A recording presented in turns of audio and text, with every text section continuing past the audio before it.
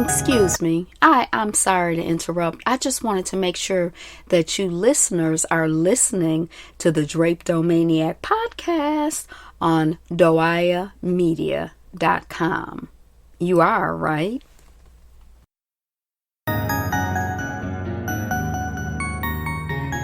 Peace, family. I want to welcome you to the Drapetomaniac podcast. This is Ayapo Yapa, the HDIC. That is the head Drapetomaniac in charge. And we are here to have conversations on how to get off this plantation. Within the construct of a system of white supremacy, I don't believe that black people can reconcile with those who benefit from being in this system. I once believed that. I do not believe that anymore. And I'm not saying that in full out anger or vitriol or anything like that.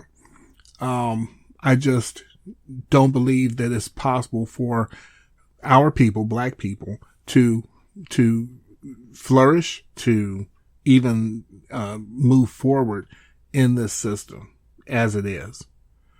I believe that the only solution for our people, for our safety, sanity, and security is separation. I have had discussions with people who do not hold that view.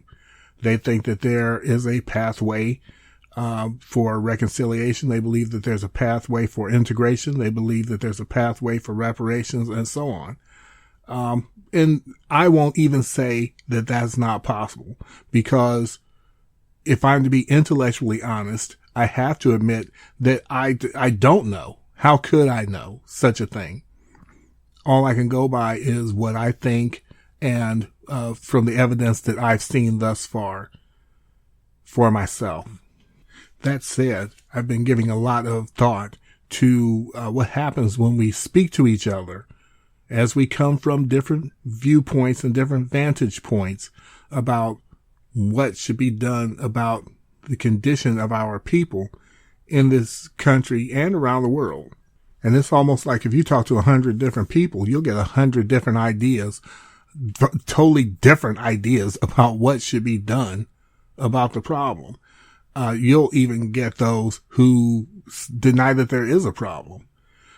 So what I'm getting at is when we have discussions among each other and they start to degenerate into just arguments or shouting matches or name calling or whatever, I think that one of the things that we have to learn to do is to start to listen first. Seek first to understand, and then to be understood. And we have to also understand that people come from very different backgrounds, from different life experiences and so on. And these are the things that bring us to the conclusions that we're at the point that we are in our lives at that moment, at the moment of the discussion. And so when you're talking to someone and your viewpoint is that there is no way that we could ever integrate into this society, and the person you're talking to believes that there is every way possible to successfully integrate into the society, then you're almost immediately going to start bumping heads. But the thing is, it's not about me proving I'm right or the other person proving they're right, or even me proving they're wrong and the other person proving I'm wrong. The best thing to do is for each person to seek to understand where the other person's coming from. Once you understand where the other person's coming from, at the very least, you can at least say then, I understand where you're coming from.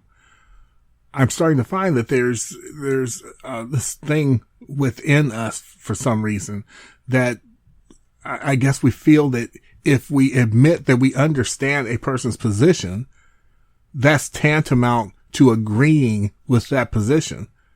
And it's not at all. There are many times that I hear a person out or a person hears me out, and they genuinely understand where I'm coming from, or I genuinely understand where they're coming from, but we still just agree to disagree. but at least they know what I'm saying, or I know what they're saying. And it's important for a person to know that that the person who's listening understands at least where they're coming from. One of the ways to do that, or one of the ways that I do it at least, is when someone's talking to me and they're feeling like I don't understand what they're saying, I will repeat back to them what I believe it is that they're saying. And they can tell me whether that's correct or whether it's not correct, and then try a different approach. I also do the same thing. There are many times that I'll be speaking to someone. I will ask them to explain back to me what they think it is that I'm saying. And many times they will come back and they'll tell me exactly what it is I'm saying. And I'm like, yeah, that's what I meant. You heard me. And they'll say, yeah, I understand. I just don't agree with it. And there's nothing wrong with that. There's nothing wrong with that. The important thing is to understand what the other person's saying. Now, the reason that I'm saying this is because once people understand each other, understand where the other person's coming from, that gives at least a place where you can start building some groundwork with that person. Because when two people understand each other, then they can pick apart the conversation. They can pick apart the thought process and say, okay, here's where we overlap. These are the places at which we agree. And on these places where we don't agree and can't agree, we'll agree to disagree. But say, for instance, there's a discourse about integration. And one group says, we think we should integrate. The other group says, well, we think we should separate. And then the groups continue to talk and say, okay, well, what do we believe as a common ground? Well, we both believe that reparations are owed to us. That's where you join forces. That's where the banner under which you stand. And what the agreement becomes is, okay, I'll tell you what we do is we come together and work toward reparations. Once we receive reparations, all of us, because that's our common goal, then we go our separate ways. It happens all the time. It happens with think tanks. It happens all the time. My wife was telling me about different think tanks that she has been a part of and that she has known of, that's exactly how they do it. They find the common ground. They find the common goal. And then after they achieve the common goal, then wherever they are not in agreement, they split off after that. But they use the power of the entire group to achieve the common goal first. And so that's where I think, we could really find our power, is to, as a group, find where we overlap, find what we have in common and the common goals for each group, and then not have everybody splitting up because of individual belief systems. You could have a group that says we're Christians. You could have a group that says we're Muslims. You could have a group that says we're atheists. You could have a group that says we're, whatever, because it just goes on and on and on with us. We're that fractured. But then all of us could get together and say, yeah, but we all believe this one common thing needs to be done.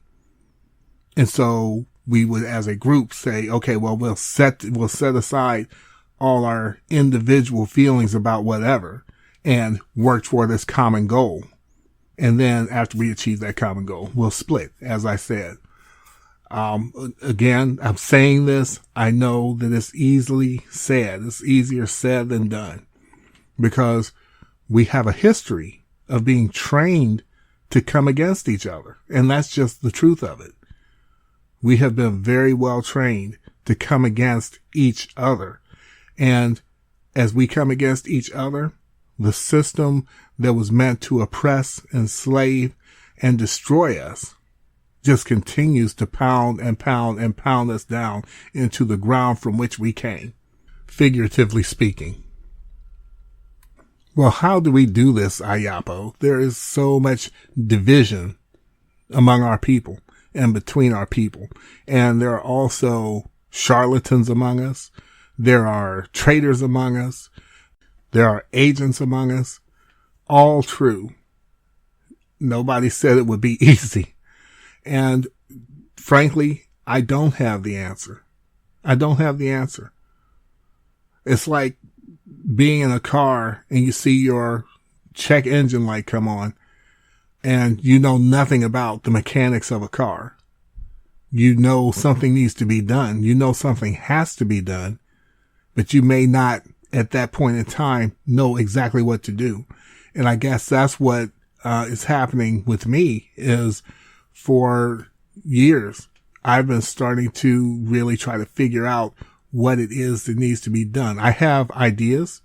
I have thoughts about what needs to be done, but I would never presume to think that I have all the answers, because I believe that after listening to many people, many sincere brothers and sisters who may have nuanced disagreements on different ways to handle the problem, I think that everybody, and when I say everybody, I mean of the people who are true thinkers and the people who are genuinely seeking to fix these problems. I'm not talking about phonies. I'm talking about people who are seriously, genuinely seeking to fix the problem. I think of them, among them, all of us have a piece of the puzzle.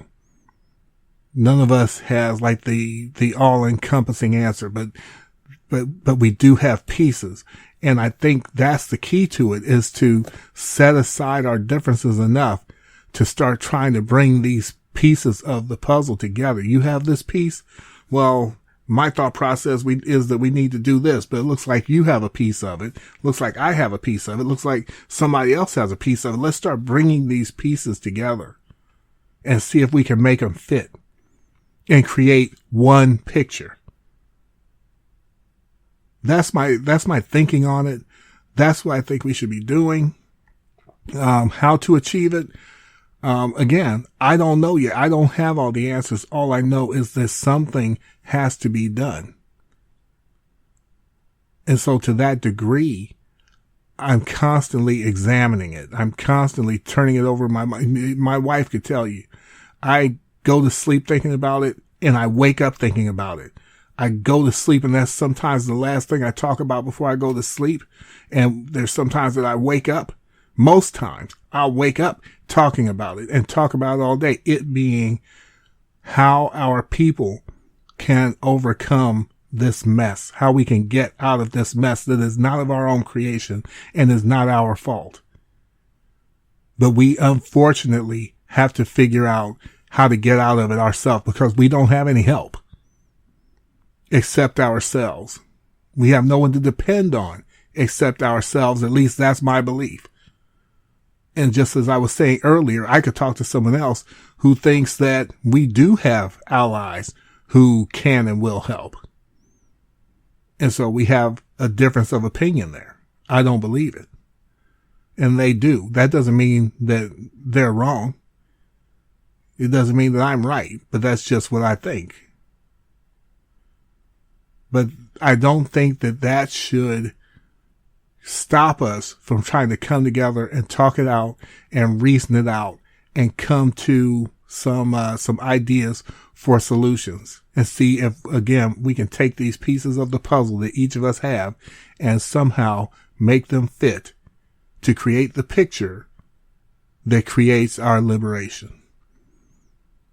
And then as we achieve these individual goals, and I don't mean like individual person, but I mean individual groups, as we achieve these goals, then we go, then we have the freedom and the latitude to actually splinter off at that point and to go in peace.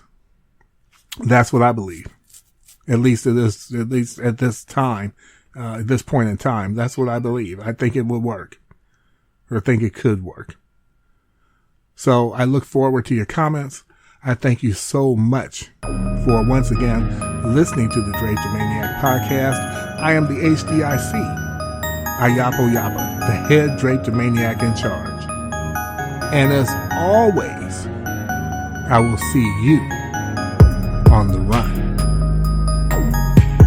And thank you again for listening to the Drapetomaniac podcast.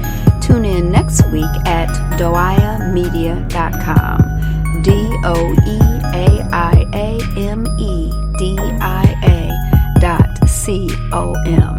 And again, we'll catch you on the run. Peace.